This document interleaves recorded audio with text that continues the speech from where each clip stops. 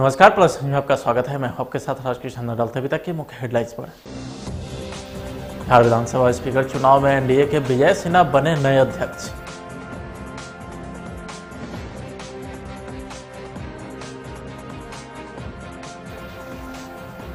Viral audio में विधायक के साथ लालू प्रसाद यादव की बातचीत पर सियासी भूचाल।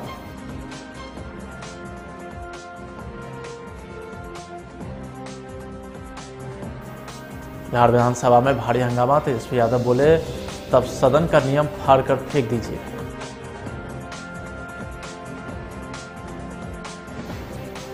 बिहार विधानसभा सत्र का तीसरा दिन बाहुबली विधायक अनंत सिंह ने किया शपथ ग्रहण।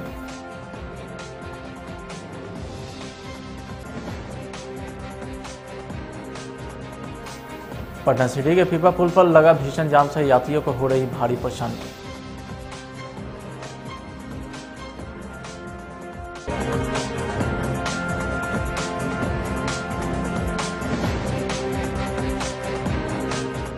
अब खबरें विस्तार से। बिहार विधानसभा स्पीकर चुनाव में एनडीए के उम्मीदवार की जीत हुई है। एनडीए से उम्मीदवार विजय कुमार सिन्हा बिहार विधानसभा के नए अध्यक्ष होंगे। उन्होंने विरोधी दल के अवध बिहारी चौधरी को हरा दिया है। विधानसभा के सदस्यों ने उन्हें अध्यक्ष के रूप में चुना है। सदन के 126 सदस्य विजय सिन्हा के पक्ष में रहे। इसके पहले वोटिंग में भी विजय की जीत हुई थी। इसके बाद अब मत विभाजन से अध्यक्ष पद का चुनाव की प्रक्रिया की गई है। एनडीए प्रत्याशी के पक्ष में 126 मत मिले, जबकि विपक्ष के उम्मीदवार को 114।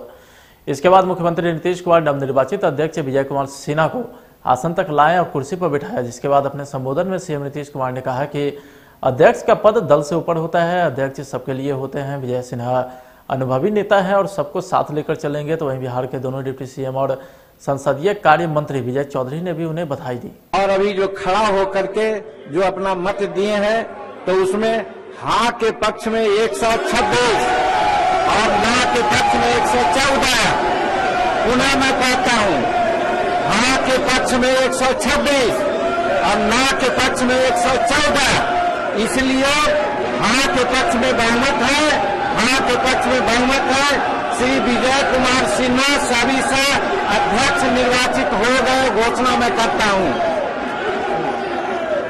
श्री विजय कुमार सिन्हा साबिसा बिहार विधानसभा के अध्यक्ष निर्वाचित हुए। और अब हम माननीय मुख्यमंत्री जी एवं माननीय तेजस्वी प्रसाद जी से आग्रह करते हैं कि माननीय अध्यक्ष जी को आसन पर लाने की कृपा करें। और उसके बाद आप अध्यक्ष पद को आपने संभाल लिया है, इसलिए मुझे पूरा भरोसा है कि पूरे कार्यकाल में बहुत अच्छे ढंग से इसका निष्पादन होगा। सदन की कार्यवाही भी बेहतरीन ढंग से संचालित होगी। मैं यही सब लोगों से आग्रह करूंगा और इन्हीं शब्दों के साथ आपको पुनः बधाई देता हूं और सभी माननीय सदस्यों को मैं धन्यवाद देता हूं।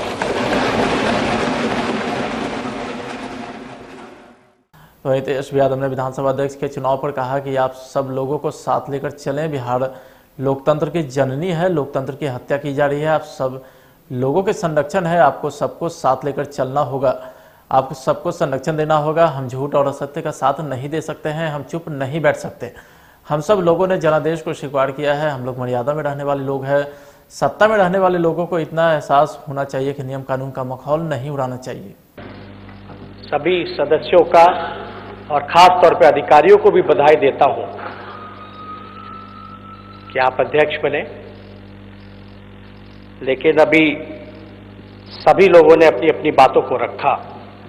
सब लोगों ने एक बात स्पष्ट ये कहा कि आसन जो है बिना भेदभाव के सत्ता और विपक्ष को साथ लेकर के चलना होता है, निष्पक्ष होना होता है और सबका संरक्षण आपको करना है। और बहुत ही जिम्मेदारी भरा पद है, इससे कोई इनकार नहीं कर सकता।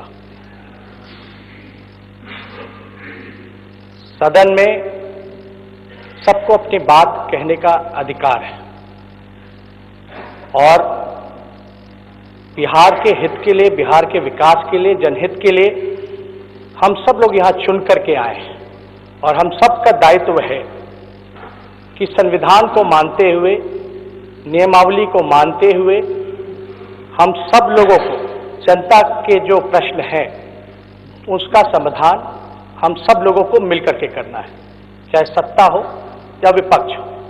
और विपक्ष को माना जाता है लोकतंत्र में भी कि सत्ता का ही पक्ष होता है। तो हम लोग कोई अलग नहीं है, मतभेद होते रहते हैं और चलता रहे। बिहार आप जानते हैं महोदय लोकतंत्र की जननी है, उप मुख्यमंत्री जी कह रहे थे हम वैशाली से जीत के आते हैं जो लोकतंत्र की जननी है। लेकिन आज और इन दिनों ये देखने को मिल रहा है कि लोकतंत्र की हत्या की जा रही है, सत्य को दबाया जा रहा है, छुपाया जा रहा है।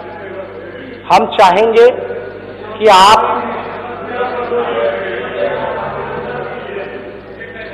बात खत्म हो जानी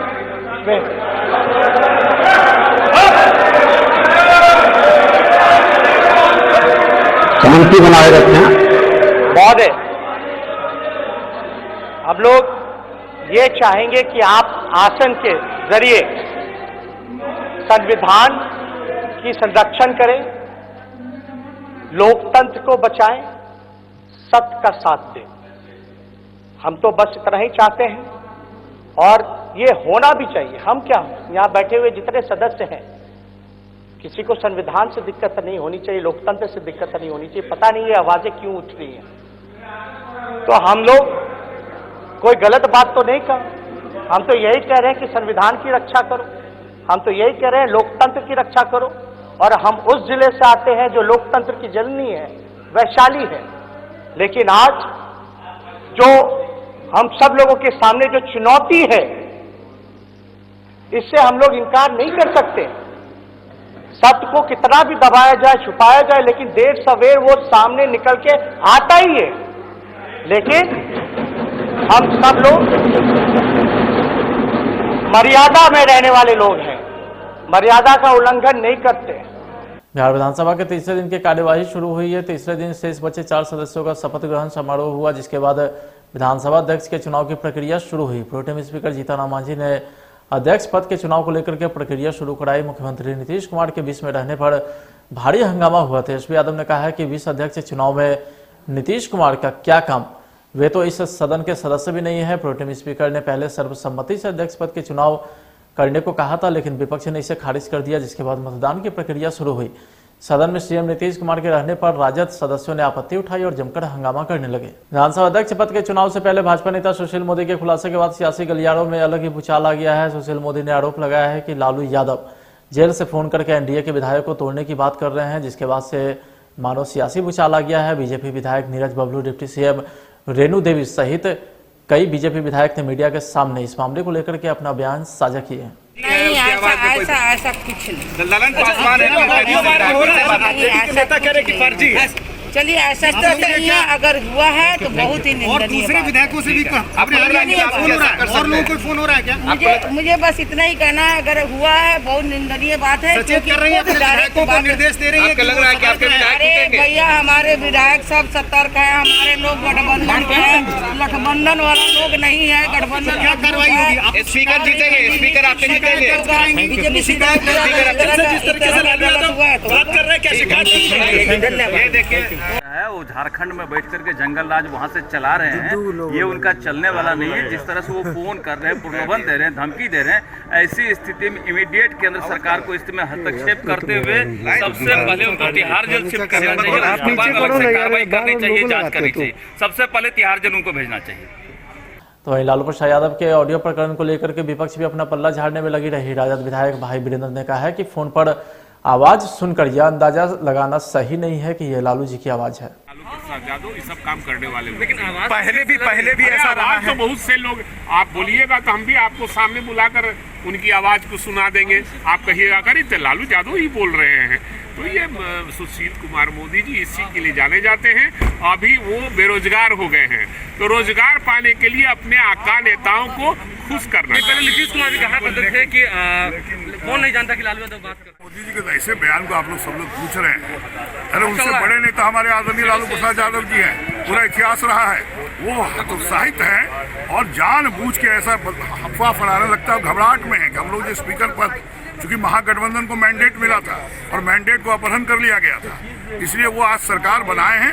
लेकिन निश्चित तौर पर यह सरकार टिकने वाली नहीं है, यह मैं आपको बताना चाहता हूँ। सर एक आज है ना ये लोग तो करते रहे। तो पूरी तरीके से इस पूरे मामले को नकारते हैं। जाहिर सी बात है, क्यों नहीं नकारेंगे, इसमें कोई शक नहीं है जी। सर आज स्पीकर का चुनाव में देखिए पता चलेगा। तो क्या ऑडियो की जांच की मांग कर रहे हैं? नहीं, वो तो आप जो लोग कह रहे हैं उसके साथ साथ वो करें ना, हमको किस बात की आवश्यकता है। बिहार विधानसभा के तीसरे दिन 4 सदस्यों का शपथ ग्रहण समारोह हुआ। मोकामा से राजद विधायक अनंत सिंह ने शपथ लिए हैं, तो बाहुबली विधायक अनंत सिंह अभी बेउर जेल में बंद है, उन्हें जेल से विधानसभा लाया गया। उन्होंने विधायक पद का शपथ लिया है। शपथ लेने से पहले उन्होंने मीडिया के सामने लालू प्रसाद यादव के वायरल ऑडियो पर सफाई देते हुए नजर आए। इसको लेकर अनंत सिंह ने शपथ नहीं ली थी और इसको लेकर अध्यक्ष के पास बोला भी गया था। पहली बार आकर लिए शपथ। गाड़ी आगे बढ़ाइए, गाड़ी कहीं अनंत जी आज स्पीकर पद का चुनाव भी होना है और उसको लेकर के एनडीए कह रही है कि जीत हमारी होगी। अरे यार क्या बोल रहे हैं, होगा यार तुम तो सरकार तो जनता बना दी, यहाँ डकैती चोरी करके सरकार उल्टा बना दिया। आनंद जी कल किस वजह से नहीं आ पाए? कल शपथ क्यों नहीं ले पाए? कोर्ट कल है खुला, हमको कोर्ट से परमिशन लेना पड़ता है, तो कल है कोर्ट में फाइल परसों किया, परसों कोर्ट सुमार के खुला है। फोन कर रहे हैं, बात है कि लालू यादव फोन कर रहे हैं जेल से और कभी हमको बात आज तक नहीं हुआ। नीचे उतरने दीजिए। सुशील मोदी आरोप लगा रहे हैं कि अपने विधायकों को करे कोई जेल में बात नहीं, कोई फोन नहीं फाका, जेल में बात कैसे होगा? जेल में नीचे उतरने दीजिए, नीचे उतरने दीजिए। कह रहे हैं कि सर को नीचे उतरने दीजिए, सर को नीचे उतरने। कोई सूचना नहीं? तेजस्वी यादव से बात हुई आपकी? नहीं, कभी बात नहीं हुई है। तो आप जो विधायक बने तो आज शपथ लेंगे तो किसको वोट करेंगे? क्योंकि महागठबंधन से गौड़ा पार्टी से खड़ा होगा उसको वोट करेंगे। अच्छा, तो लालू यादव क्यों जेल से बात करते हैं, सबको फोन से करते हैं? हमसे तो आज तक नहीं हुआ है, आप लोग से करते होंगे। लालू यादव कह रहे हैं कि नहीं, फोन से बात करते हैं, कह रहे हैं कि बात जेल में किसी से किसी को नहीं होता है। अच्छा, आप कभी किया फोन से? नहीं, कभी नहीं। तो ये जो वीडियो वायरल हो रहा है जिसमें एक ऑडियो वायरल हो रहा है जिसमें कि एनडीए के एक विधायक को कह रहे हैं कि तुम एब्सेंट हो जाओ, स्पीकर वाले में नहीं, सब हम बात जानबूझ कर सब बाहर में जेल से बातचीत होती है मोबाइल पे। तो कैसे जेल से जो बात होती है उसमें आप जेल से बात नहीं होती है। महापर्व छठ संपन्न होते ही राजधानी पटना के गंगा घाटों पर गंदगी का अंबार लग गया है। छठ पूजा को लेकर के एक सप्ताह पूर्व से ही गंगा घाटों की साफ सफाई किया जा रहा है, लेकिन छठ पूजा खत्म होते ही लोग गंगा घाट पर कचरा फैलाकर चले गए। यह नज़ारा पटना सिटी के भद्रघाट का है, जहां गंगा घाट पर चारों तरफ गंदगी का अंबार लगा है।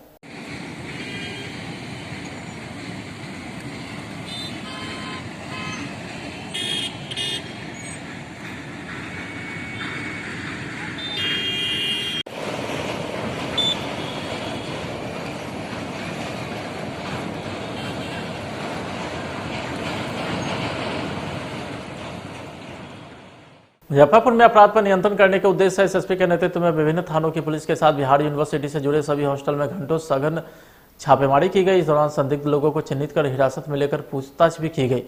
तो वहीं एसएसपी जयकांत ने बताया कि सूचना मिली थी कि कॉलेज और यूनिवर्सिटी के हॉस्टल में अपराध की योजना को अंजाम देने के लिए संदिग्ध लोग जमा हो रहे हैं, जिसके आधार पर छापेमारी की गई।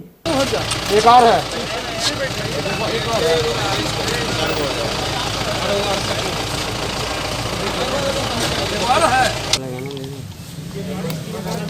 सर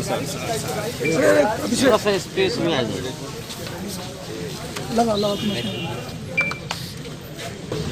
इसको इन्फॉर्मेशन मिली थी कि यूनिवर्सिटी परिसर में और कॉलेज परिसर में कुछ अनऑथराइज्ड लोग रह रहे हैं, जहां से अपराध की योजनाओं को अंजाम दिया जा सकता है। इसी के मद्देनज़र मुजफ्फरपुर पुलिस के द्वारा रेड की गई है और उसमें कुछ अनऑथराइज्ड लोग मिले हैं, उनको वेरिफिकेशन किया जाएगा। सर राजवर्धन वाला में कुछ क्लू मिला गया? उसमें ऑलरेडी पुलिस ने इन्वेस्टिगेट करके लोगों को अरेस्टिंग भी कर ली है, 2 व्यक्तियों की अरेस्टिंग भी हो गई, मामले का पूरी तरीके से खुलासा हो चुका है।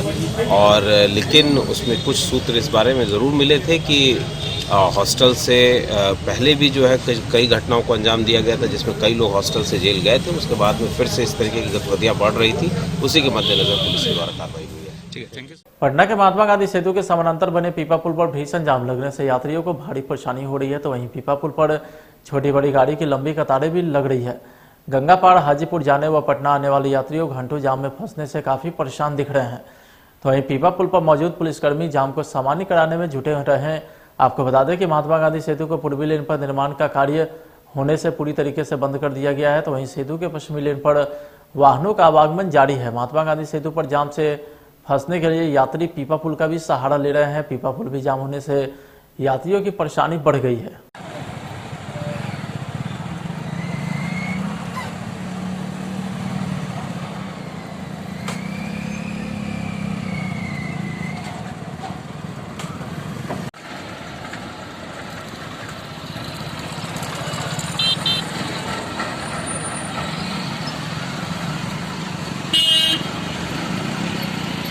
हुआ है एक्चुअली तो हम तो मोतिहारी से कल आए अपने ससुराल, हम मोहद्दी नगर से आए हैं हाजीपुर, हमको पटना काम था और उसके बाद जो है यहाँ आए, ऊपर का भी पुल जाम था, पीपा पुल भी जाम और इतनी परेशानी 1.5 घंटा से हम जाम में फंसे हुए हैं।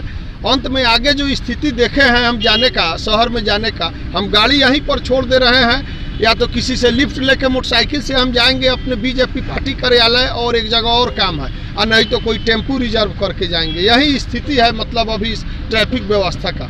आज इतना कष्ट हुआ है, इतना परेशानी हुआ है कि इसका हम मैंने बता नहीं सकते।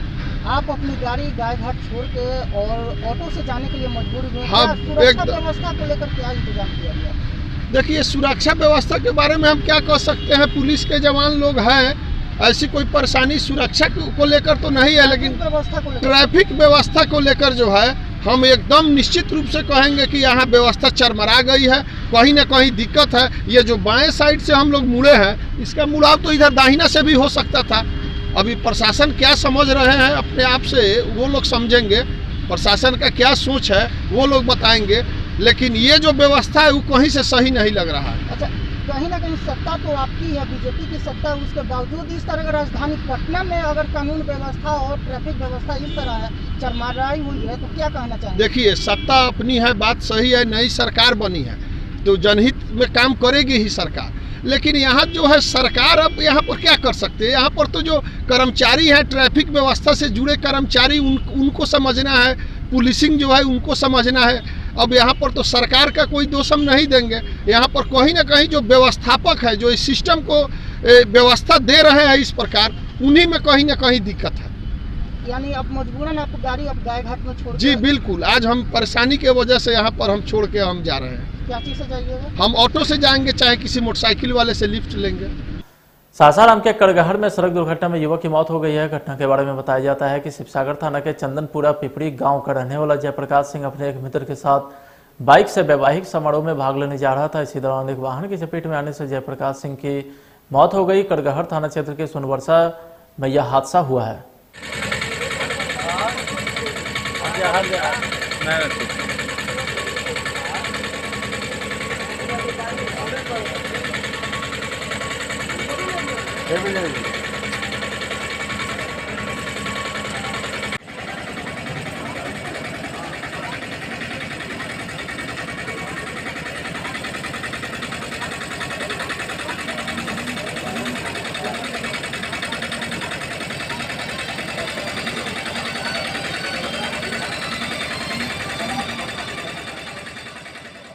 कैसे घटना हुआ ये? सासाराम से हम लोग आ रहे थे बारात करने के लिए, तो एक गाड़ी वाला आकर हम लोग को मार दिया। मरने वाले का नाम है? जयप्रकाश सिंह। आपका क्या नाम है? मनोज कुमार। कहाँ के रहने वाले हैं? ग्राम पिपरी। औरैया नगर के शिवपुरी मोहल्ले स्थित पूर्व नगर पार्षद शीतल मंडल के घर स्थित दुकान में बैठे व्यवसायी एनजीओ संचालक रिंकू वर्मा को अज्ञात अपराधियों ने गोली मार दी है, जिससे वह गंभीर रूप से घायल हो गए हैं। घायल अवस्था में एनजीओ संचालक को औरैया सदर अस्पताल लाया गया है, जहां डॉक्टरों ने प्राथमिक उपचार के बाद उन्हें बेहतर इलाज के लिए पूर्णिया रेफर कर दिया।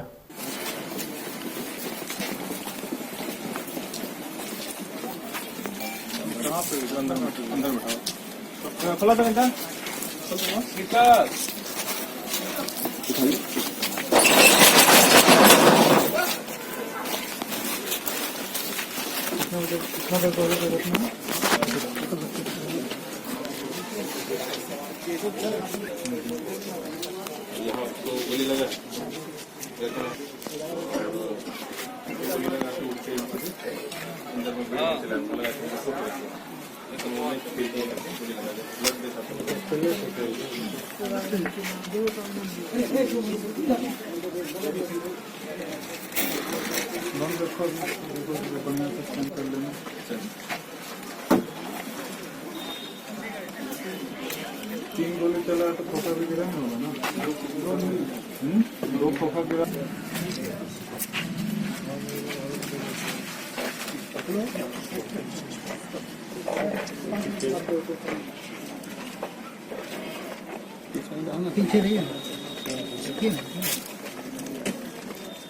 कौन थे यहाँ पे? क्या मामला बताइए। मामला किसने लाइन कटा था अभी से 10 मिनट पहले, उसी समय एक मोटरसाइकिल आया, उस पे 2 आदमी था, एक ड्राइव कर रहा था, पीछे वाला आया सीधे मेरे दुकान पे रुक के मेरे काउंटर पे फायर किया। अंधेरा के वजह से उसको शायद आदमी नहीं देख पाया, वो काउंटर पे फायर किया। पहला गोली वो काउंटर पे रिंकू वर्मा बैठे हुए थे, उनको लग गया, उनको आवाज भी नहीं हुआ कि हमको गोली लगा, लेकिन वो भागे अंदर की ओर। हम लोग भी नीचे झुके, फिर वो 2 फायर किया, लेकिन और किसी को लगा नहीं। तो फिर हम लोग गाड़ी जो भागा तो अंदर आके देखे कि क्या कुछ हुआ तो नहीं, तो उसको लगा कि शायद दीवार में चोट लगा, वो बोले हाथ मेरा टूट गया, लेकिन हम देखे तो नीचे से उसको खून भी निकल रहा है।